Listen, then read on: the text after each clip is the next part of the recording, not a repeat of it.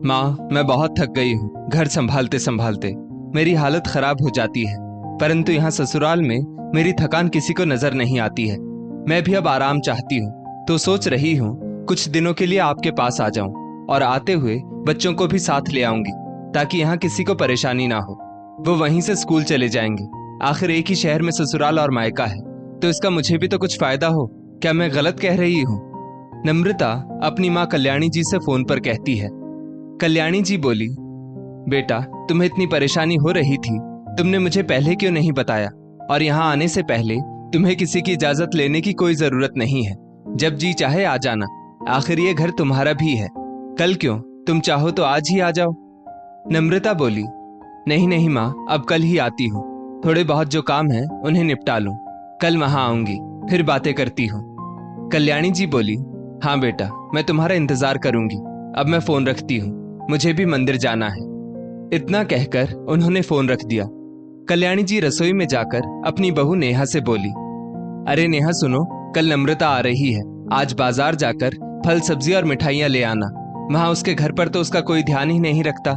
यहाँ आएगी तो कुछ दिन आराम से रहेगी।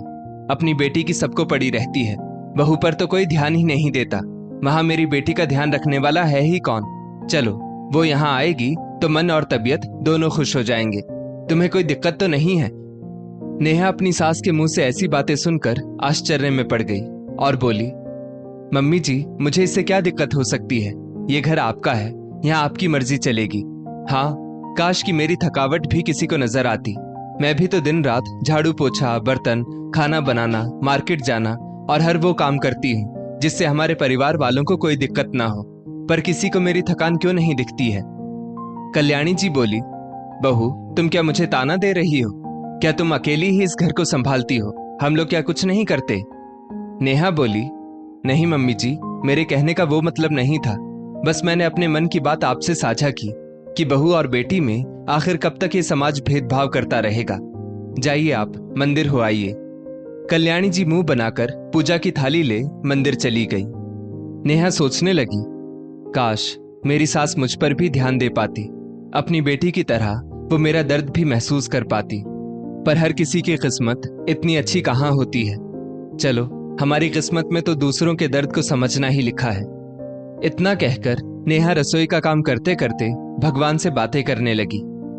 हे ईश्वर, मम्मी जी की बेटी का तो जब मन करता है यहाँ आ जाती है, लेकिन जब मैं साल में एक बार अपनी माँ के पास मायके जाती हूँ तब भी इन सबको प्रॉब्लम होती है। मैं भी तो इंसान हूँ, मेरा मन भी करता है कि थोड़ा आराम करूं, अपने मायके जाकर हर किसी से हंसू बोलूं, सुख दुख की दो चार बातें करूं और अपना मन हल्का करूं।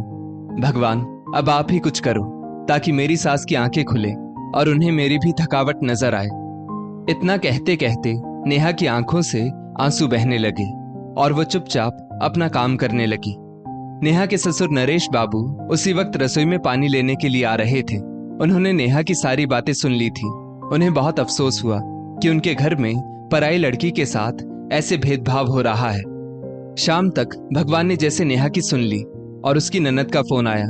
नम्रता ने अपनी माँ से कहा कि उसकी सास ने उसे मायके आने के लिए मना कर दिया है, इसलिए इस बार वो नहीं आ सकती। कल्याणी जी बोली, वो ऐसे कैसे मना कर सकती है? पहले तो वो कभी तुम्हें मायके आने के लिए मना नहीं करती थी। इस बार भला ऐसा क्या हो गया? जरा मेरी बात तो करवाओ उनसे, मैं समझाती हूँ। तभी नरेश बाबू बोले, कल्याणी, अपनी बेटी के ससुराल के मामलों में तुम जरूरत से ज्यादा दखलंदाजी मत किया करो। बेहतर होगा तुम अपनी बहू पर ध्यान दो। कल्याणी जी बोली, आप थोड़ा धीरज धरिए, ये महिलाओं की बात है, मैं उनसे बात कर लूंगी। आप पहले अपना अखबार पढ़िए, मुझे समधन जी से बात करने दीजिए। नम्रता, तुम उनको फोन दो। नम्रता ने फोन अपनी सास कामिनी जी को दिया। कल्याणी जी बोली, नमस्कार समधन जी, आपसे कुछ कहना था। उन्होंने कहा, हाँ हाँ कहिए, आप क्या कहना चाहती हैं? कल्याणी जी ने झूठ मूठ में बोल दिया कि कल घर में पूजा रखी है, इसलिए नम्रता मायके आना चाहती है। अगर आप उसे यहाँ भेज दें तो बड़ी मेहरबानी होगी। कामिनी जी ने कहा, देखिए समधन जी, आपकी बेटी मायके जाकर रहे, इस बात के लिए हमने उसे कभी नहीं रोका और इस बात से हमें कोई प्रॉब्लम भी नहीं है। पर क्या आप जितना अपनी बेटी के बारे में सोचती हैं उतना बहू के बारे में सोचती हैं? कल्याणी जी आश्चर्य से बोली, यहाँ बात मेरी बेटी की हो रही है, तो आप मेरी बहू के बारे में क्यों कह रही हैं? कामिनी जी हंसकर बोली, मायके की बात चल रही है तो हम बेटी और बहू में भेदभाव कैसे कर सकते हैं? वो बात ऐसी है समधन जी कि कुछ दिन पहले मैं अपने रिश्तेदार के घर शादी में गई थी। वहां मुझे आपकी बहू नेहा की माता जी से मिलने का मौका मिला।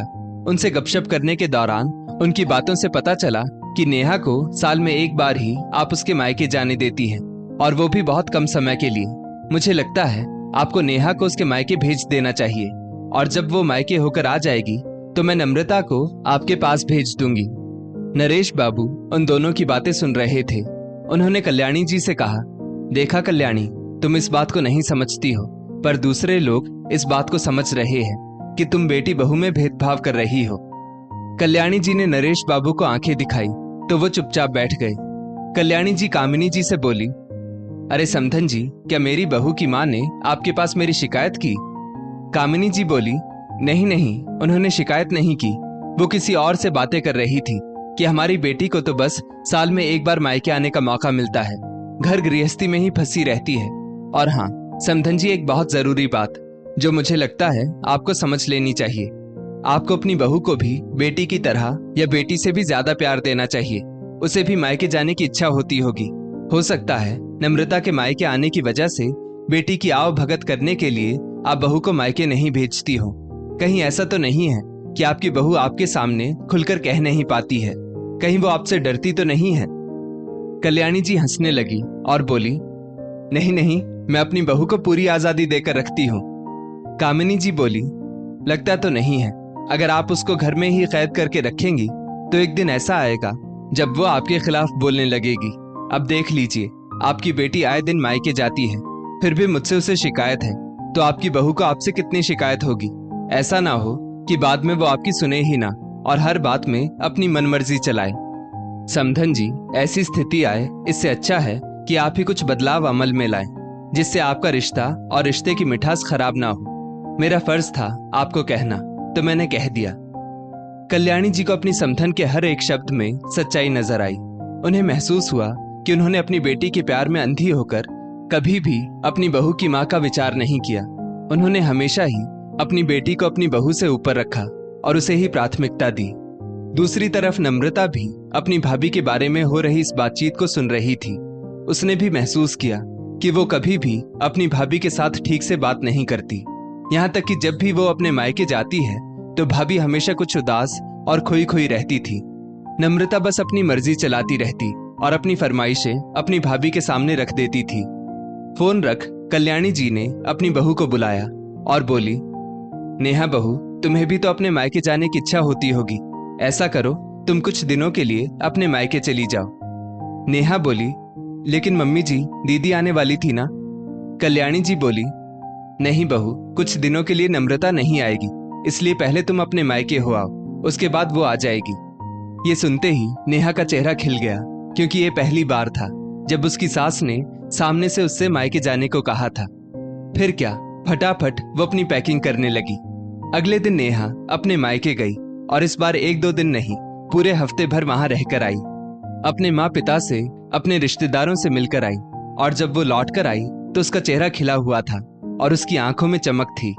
ससुराल आते ही उसने कल्याणी जी को गले से लगा लिया और बोली, मम्मी जी, मैं बता नहीं सकती कि अचानक मुझे देखकर मेरी माँ कितनी खुश हुई थी। उन्होंने आपका बहुत बहुत आभार प्रकट किया है। सच में अब मुझे मायके और ससुराल में फर्क महसूस नहीं हो रहा। थैंक यू मम्मी जी। इतना कहकर नेहा अपने कमरे में चली गई। नेहा के आने के कुछ दिन बाद नम्रता भी अपने मायके आई, और इस बार वो खुद सामने से अपनी भाभी से खुशी खुशी मिली और अच्छे से बात करती, और वक्त मिलने पर रसोई में उनकी मदद भी करती थी। नम्रता अपने माता पिता के साथ बैठकर बातें कर रही थी और उसने अपनी माँ से कहा, माँ, शायद हम दोनों एक दूसरे के बारे में ही सोचते रह गए, कभी भाभी या उनकी माँ के बारे में सोचा ही नहीं। अब हमें अपने व्यवहार में बदलाव लाना होगा, तभी तीनों परिवार खुश रह पाएंगे। नरेश बाबू ने अपनी बेटी के सिर पर हाथ रखकर कहा, बेटा, मुझे तुम में ये बदलाव देखकर बहुत खुशी हो रही है। हर लड़की और हर सास अगर ये सोचने लगे कि जैसे उसकी बेटी है वैसी ही दूसरों की बेटी, और हर बेटी ये सोचने लगे कि सामने वाली मेरी सास नहीं मेरी माँ है, तो किसी भी घर में क्लेश नहीं होगा। सदा खुश रहो बेटा, वहीं दूसरी तरफ नेहा अपने ससुराल वालों के बदलते रवैये से बहुत खुश थी। अब वो खुशी खुशी सबका ध्यान रखती थी और हर काम प्यार से करती थी। वो ध्यान रखती थी कि वो कोई भी ऐसी बात या काम ना करे जिससे घर वालों में तनाव का माहौल पैदा हो। अब कल्याणी जी अपनी बहू को खुद ही समय समय पर मायके भेज दिया करती थी। एक छोटे से बदलाव ने सास बहू और भाभी ननद के बीच की कड़वाहट को दूर कर दिया था और रिश्तों की डोर अब और भी मजबूत हो गई थी। दोस्तों, इस स्टोरी को लेकर आपकी क्या राय है? नीचे कमेंट करके जरूर बताइएगा और ऐसी ही और भी बेहतरीन वीडियोस के लिए हमारा पेज जरूर फॉलो करें। धन्यवाद।